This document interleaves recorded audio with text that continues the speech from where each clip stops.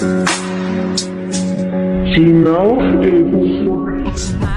I'm Dr. Leslie, and this is Dr. Leslie's YouTube page.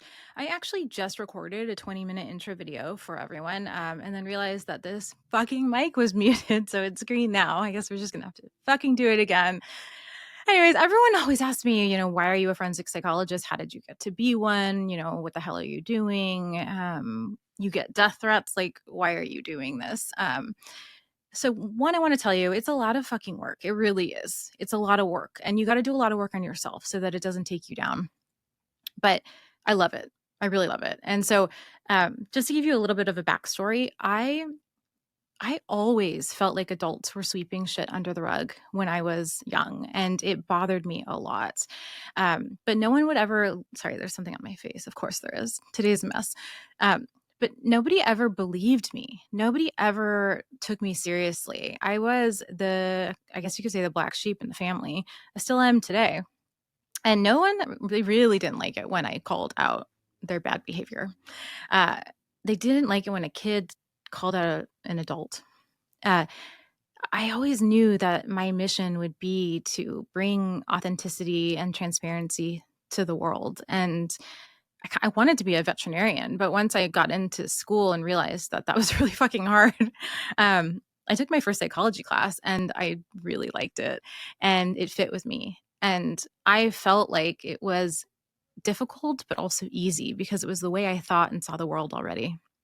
So amazing. I did a bachelor's degree in psychology at Colorado State University. I studied abroad at the University of Leicester during that time. And that is also when I had life-threatening surgery. I had a colostomy for a while, sepsis, perforated bowel. That was the first time I actually thought about ending my life. Heavy times. I pursued that degree. I kept going. I came back to America, had more surgeries.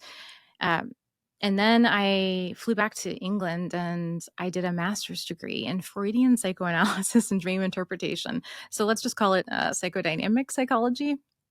And I wanted to do a doctorate there, but there was a massive wait list. It was like 5 years because, socialized medicine and the world there.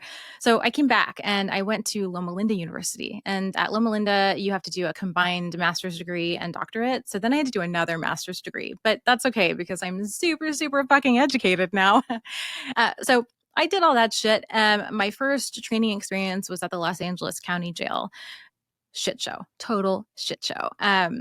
I got assaulted. I watched people get assaulted. I had pee and poo thrown on me. I mean, you name it, it happened. There were just rows and rows and bars of flaccid penises everywhere you look.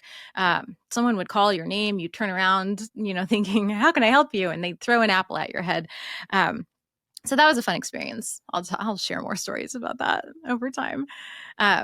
But after that experience, I did a fellowship in high-risk sexual offending. So people who, not to pull in the straw like that right now, but people who offended against women, rape, people who offended against children. And I wanted to really understand why they were doing it, if treatment really worked, what we were doing in the justice system to stop it, to hold them accountable. What are the consequences? And so that was a scary training and quite eye-opening. So when you see me on Instagram or TikTok, I don't know about TikTok because that got banned last night. But when you see me talking about protecting your children, how I wouldn't return the shopping cart if I didn't feel safe and my kids were in the car, it's because I genuinely know the predators and I genuinely know what they look at, what they look for, how long they've been watching, and what they're going to do. I've seen the photos. I've seen the evidence of afterwards. And so I share that with you because I'm not bullshitting around. The world is a scary fucking place. And I'm glad that most people can be ignorant and they don't have to see it. They don't have to be aware of it. But all I ask is that people trust me when I say a threat is a threat, and trust your intuition because you are in danger a lot of the time and you don't even fucking know it. God, that sounds paranoid, but also just be aware and trust your intuition. If your spidey sense, whatever it's called, is flaring up, get out of there. Don't return your shopping cart, whatever. Keep yourself safe. Ask for forgiveness later. I teach my kids the same thing. So I went on to work at Atascadero State Hospital, which is a giant hospital for the criminally insane. Individuals in that hospital have committed violent felonies and they have severe mental illness, and it's free roaming. So, any day there's probably 2,000 staff members and about 1,200 patients, and they're just walking around. We're all walking around together. I mean, countless occasions where I would be walking with somebody down the hallway and then some psychotic guy would be running down and just cold cock the girl in the face and knock her out. I'm just lucky that that didn't happen to me. Thank God. This is my real nose. There's a lot of Botox and filler, but it's my real nose. Oh, and there's like a lip color, and my eyebrows are microbladed. I think that's it. Oh, I had a boob lift. That too. And I, Ozempic, of course. So a lot of violence, and we basically didn't have any weapons, right? I would carry something like this. This would be like my weapon. But again, you got to remember it could be used against you because these are people who actually know what they're fucking doing and they know how to fight and they're gang members. A lot of violence, and I'll share some of those stories too. But I do owe my life to someone, and he was a murderer and a very high-ranking gangster, and he would probably be so proud to hear me talk about him right now because he was such a psychopath. But he called me once he called me, it's true, he did kind of call me into the visiting room, which is odd, right? Because he could talk to me anywhere, free roaming again. He called me in there and I said, why do you want to meet? And he said, they know you're pregnant and they're taking bets on who's going to be the first to kick your belly. And he said, I never want you to step foot in this hospital again. And I believed him. I believed every word he said. He said it with no emotion. He had facts. And I knew him for many years. He was a very, very dangerous person, but we helped each other out. He kept me safe and I kept him comfortable. I made sure he didn't have noisy roommates. I made sure he had the sheets he wanted on his bed, the mattress he wanted. I made his life a little easier so that he would keep the staff safe and keep me safe and make my life a little easier, like telling us where the drug drops were. So I left that job and I worked at the VA for a while, but then I got really into civil litigation. And the perfect presentation of what I do now is what Dr. Shannon Curry did in the lawsuit with Johnny Depp and Amber Heard. She tested Amber Heard in an extremely thorough interview with tons and tons of psychological assessments. And she determined that Amber Heard was not telling the truth, or what we would call she was not valid. She determined that she was overdoing it and trying to appear sicker than she was. And also there were inconsistencies with the stories of abuse that she shared. So that's what I do now. And a lot of the time you'll never know it. A lot of the time it won't go to a public trial. It won't go anywhere. We sign NDAs. It stays between the plaintiff, the defendant, usually the defendant's company, and the lawyers. And the people in this world who have the secrets, it's astounding. It's astounding the secrets that you will never know. It's astounding how much money is given to victims of violence by people so high up in the world, judges, people who run law firms, presidents, the friends of them. It's amazing, but it happens. And I'm very curious about this Diddy list because I'm curious who owns it. I'm curious if they're going to clean it up a little bit and what we're actually going to see. But why do I do this? I do this because I have an opportunity to, one, call out the fucking monsters of the world. Call them out. Make them pay for what they've done, especially for what they've done to women. And part of me also really likes to defend the guys who are being called monsters who aren't. A lot of my cases are actually A-list male celebrities, and I test them and I see if they're telling the truth. Is this a money grab or is this real?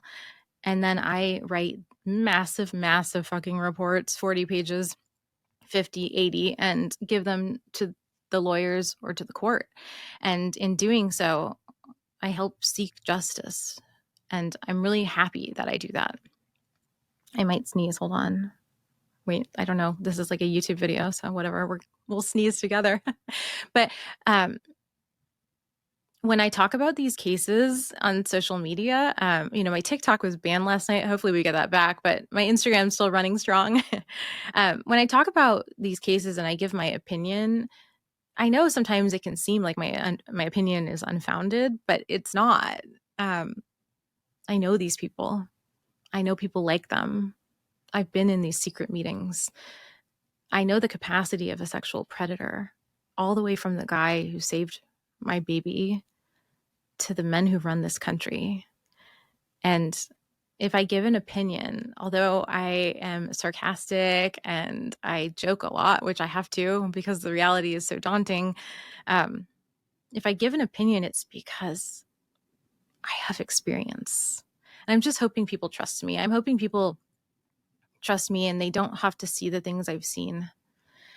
I can tolerate it, and maybe that's just me, and I was meant to have this job. But especially when I talk about pedos, I hope you never have to see the evidence that I've seen.